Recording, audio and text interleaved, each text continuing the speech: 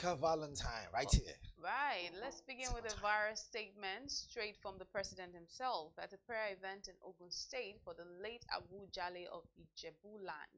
President Bola Tinubu said if he hadn't won the 2023 election, Nigeria's national history would have been incomplete. He made the comment during a tribute to the late monarch Obasikiru Adetona, who he credited with supporting his political journey.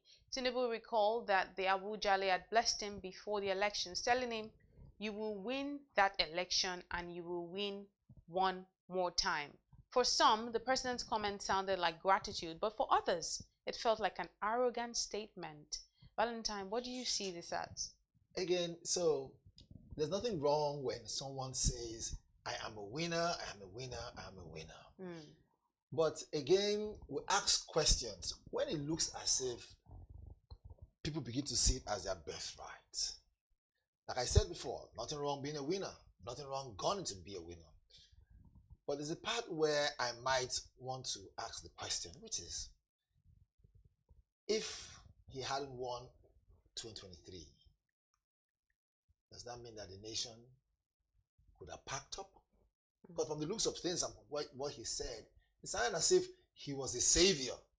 So in other words, are we saying that Buhari had already taken the country to, again, so rest in peace, our former president?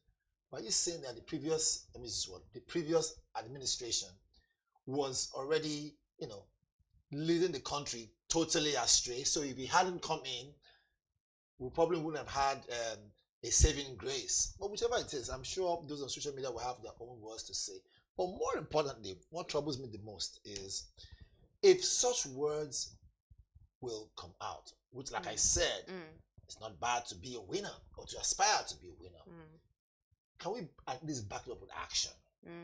Can we be able to say, okay, if you hadn't won the election, okay, you said this wouldn't have happened. But so now you've won the election. Can we confidently now say that Nigerians are living, above hunger level? I said something yesterday, just to backtrack a bit. I said something yesterday talking about I was commending where I'd commended President Tinubu and his loyalty, saying that was it the Abu Jale himself, or was it the Abuja himself, and also the area of the fact that he gave former President Buhari, who's late now, all the respect and everything, the way he stood in front of his remains and saying everything accordingly, the way he felt. So loyalty not in doubt. But now, where are we? Well, you see, that's the thing with life, right? And that's just being human for you.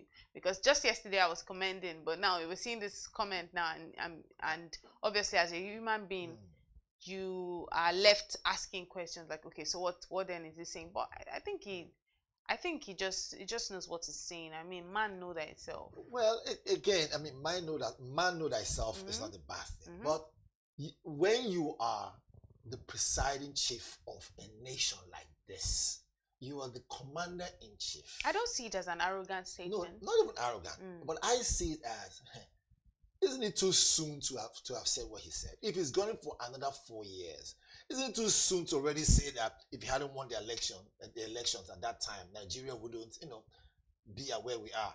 Don't forget, it's the same person that says Emilio Kan. And now he's saying that if he hadn't won the election, Nigeria's history would have not been complete. So he's still in line with his belief that, it's my time. Because maybe somewhere it has been revealed to President Bola Tinubu that you are going to be president. Revealed to him. So that's what he's saying. Whatever it is, that's what he's trying to say, that, see, wherever that revelation had occurred to him, he's saying that Nigeria's, you see, when you know some things that people don't know, you don't know that knows it. He's saying Nigeria's national history would have been complete if he hadn't won the election. And don't forget, he said Emilio Kan. So it's all adding up, if you ask me. Well, it's all adding up. So I agree with you if you look at it from that angle.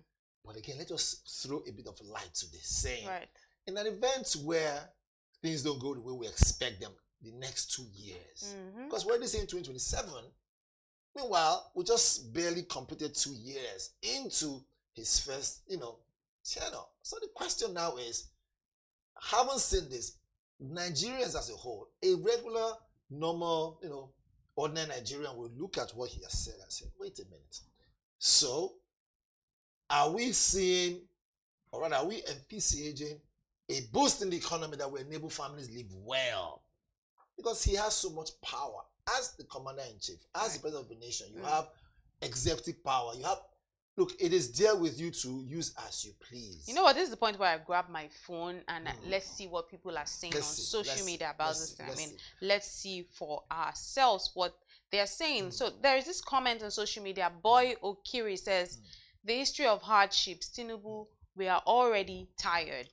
There's another comment from Daniel Ajimax. It says, Tinubu's statement is arrogant and self-centered. Nigeria's history doesn't depend on one man.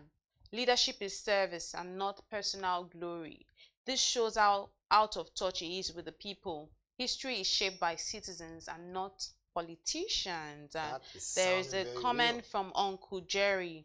Uncle Jerry says, leadership is not about personal validation, but about legacy and service. History remembers those who uplift a nation, not just those who win elections. True greatness is measured by impact and not by position. I completely agree. Look, but this is what they say in Yoruba again. Or read me something. How do you say it again? When a woman wants to address her husband, he says, "The owner of my head." Olowo Rimi. Olowo Rimi. So for me now, leaving the area of culture aside, I think there should be some partnership in marriages where you know that what you don't want someone else to do to your sister who is married to a different man, don't do to someone else's sister. Absolutely. So I think I want to agree with him that no matter what, don't lay your hand on a woman. Because I don't mean to say that the wicked vessels, but biologically, men are stronger. Okay? But I said biologically, men are stronger. Now, if the way a woman might shove you and you shove back, the impact might be different. So to avoid that shoving in the first place, dialogue must come in. If possible, get someone who you know she's loyal to, maybe from a family or friends, and get them in the conversation. Right. Most of the time, the reason why it breaks down so badly is because of ego. Most men are so egotistic. They can't even say sorry. Me, I'm going to say sorry. If I hurt you, I'll tell you, look, did I hurt you? You feel this way? Sorry. It quells things down. It doesn't make you less of a man. It will make you a better man. Absolutely. Because really, at the end of the day, respect comes in, and respect is not taken; it is given. But let's see what the reactions are. Most men will come from. I like to grab my phone. It's part of it here and see what some people are saying about this story. There's a comment from Isua Pogu. Isua says, "That's not Sharia law. Men are allowed to beat women under Sharia law." Interesting. Okay, so he's backing that up now with a different. Right, they're saying that what law? So apparently this law is supposed to be called the Kano family law. But again, I'm sorry to cut you. What of women who are very physical, who beat men? Most men are allowed to defend themselves. If the law provides you to do what? Provides a section of the law for you to defend yourself. Beat men. Some women exactly. And then when if you have an object with you, because you as a woman can't control yourself, and you launch at a man, he has a right to defend himself. I think this law is. I think this law that and the Emir is trying to push is because of the dominance of the more prevailing one. Obviously, there's some women that are physical. They get physical. I was still having a conversation with a friend over the weekend, but I think it's the more prevailing one, which is obviously the men, right? Women. Which is why there was probably a need for him to flag it. Flag it. There's another comment from Planet Raw Fact. Planet Raw Fact says that at what time will their Sharia law handle such domestic matters? That is, if such wife is informed enough to report such domestic violence. Religion has altered their rights against such violence. The Stories of Man says, that's another interesting handle. It says, calls stiffer punishment for men marrying underage women. That's how I feel too. then civilization will take you serious. Oburu James says, supported if you are no longer ready for the union. It's better for you to seek divorce rather than beating her. I'm in full support of this. You know, the comments are quite interesting. And just like you said, you talked about what about the women also beating.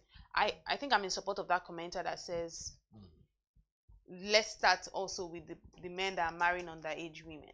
Because if you look at it, so psychologically, I think one of these days we'll get a psychologist to come on set and ask them what do abusive men, what's going through their brain.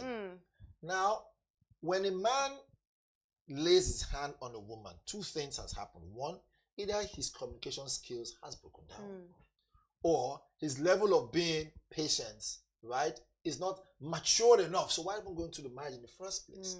I said before that it's all about control.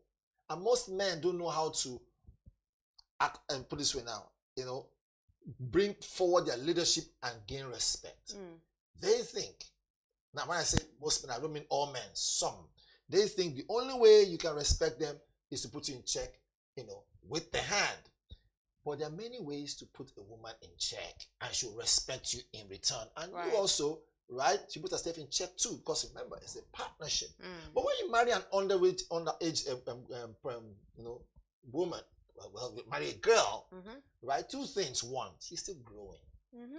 And so the reason why they go for such girls is because they believe Control. that, yes, so it's that control, that dominance, to say, look, she's a young girl, I want to mold her the way I want her to be.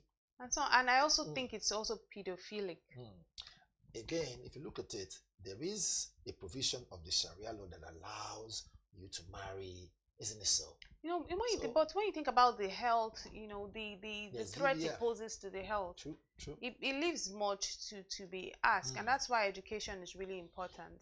Because the people that are educated understand that, yeah, maybe the Sharia law, whatever, or has all of this thing, but you understand that because of XYZ thing, then this can't happen. Cannot go on. This can't happen. So I think there are many ways, because I don't think they will ever want to abolish it. But there are many ways to go around this. If you must marry an underage, you marry her because you want her to be with you.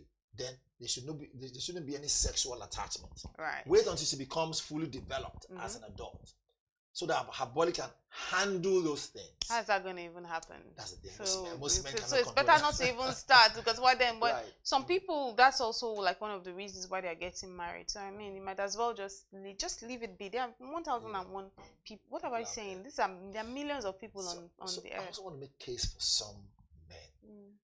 The other day, a friend of mine, Barrister Olumide, he does a show on a particular radio station. Right. And he was telling me about how most women have sent some men to their early graves. And I asked him how. He told me. He said, what did he say? He said, without touching a finger, without laying a finger on the man, that man becomes useless. And I said, how is this spirituality? He said, no. What did he say? That what makes a man or feel like a man is the ability for him to provide. Okay. So when most women become very successful, right? Because they don't come to the marriage successful already. Either they're there, the man is successful, then, you know, takes good care of her, sees her through, then she becomes more successful than him. Are you talking about some? Some, not all, some. And then, because he was giving instances, he has a case in his hand at the moment, and he was telling me how this woman psychologically has not only suppressed the man and has turned him to a vegetable. Wow. Because he had a stroke. And this happens when someone is 100% and utterly in love with this person. And so this is the problem now. In such a case, right? I don't know if the law provides it, but if you look at it, it might end up being the case where you're dealing with the man psychologically, which is worse than even physical. And now he becomes useless. He no longer can provide for the family, or probably get a different job because he lost his job previously. So if you add one and one together, you will see very clearly that apart from physical abuse, you have what we call emotional abuse. You know, and this thing goes both ways. There are all sorts of abuse, emotional, physical, verbal, all sorts of abuse. We just hope not to fall into an abusive relationship, but we have to end it right there and just keep our fingers crossed and see if the Kano family law actually gets implemented or not. But that's where we'll leave it today. Thank you so much, Val, for obviously joining on this conversation. It was truly a delight. But that's where we wrap it up on the social listening segment today. My name is Elizabeth Musa. Join us again tomorrow for another packed show.